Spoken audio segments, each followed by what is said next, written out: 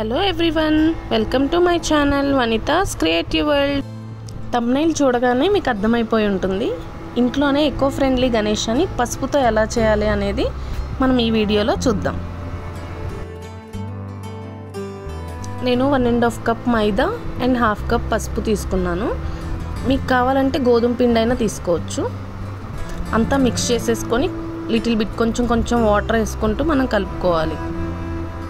కొంచెం గట్టిగానే కలుపుకోండి, ఎందుకంటే మనం వినాయకుడిని చేసేటప్పుడు పిండి ఆల్రెడీ నానుతూ ఉంటుంది కాబట్టి కొంచెం మెత్తగా అవుతుంది.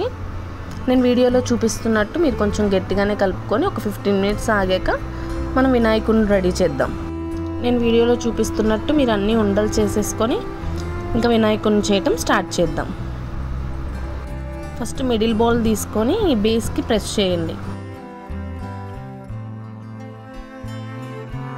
తర్వాత లార్జ్ బాల్ తీసుకొని మనం బాడీకి బ్యాక్ సైడ్ వీడియోలో చూపిస్తున్నట్టు మీరు వెనకాల 2 అటాచ్ చేసుకోండి. అండ్ నెక్స్ట్ నేను లెగ్స్ చేస్తున్నాను. మీరు వీటన్నిటిని జాయిన్ చేయడానికి బౌల్లో వాటర్ తీసుకొని వాటర్ యూస్ చేయండి.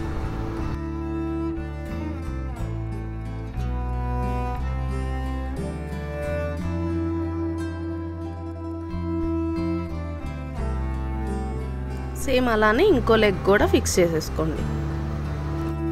చాలా కష్టం, చేయలేము అలా ఏం ఫీల్ అవ్వద్దు.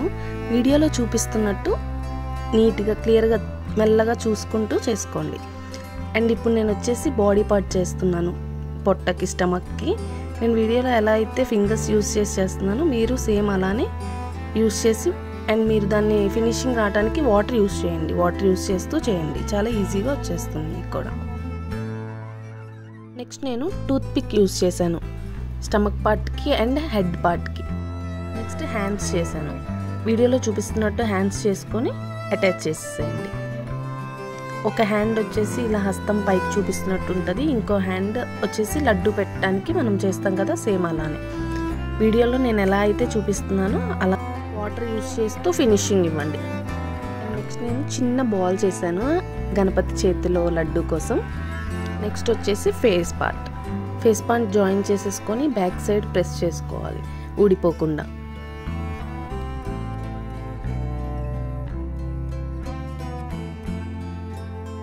నెక్స్ట్ నేను గణపతికి తొండం పెడుతున్నాను. తొండం నేను వీడియోలో చూపిస్తున్నట్టు అరేంజ్ చేసేసుకొని దానికి హోల్ ఉంటుంది కాబట్టి తొండంకి నేను టూత్ పిక్ తీసుకొని హోల్ చేసేసుకున్నాను. తొండం చూడండి ఎంత చక్కగా వచ్చిందో. నెక్స్ట్ నేను వచ్చేసి ఇయర్స్ చేస్తున్నాను. ఇయర్స్ కూడా వాటర్ యూస్ చేస్తూ అటాచ్ చేసేసుకోండి.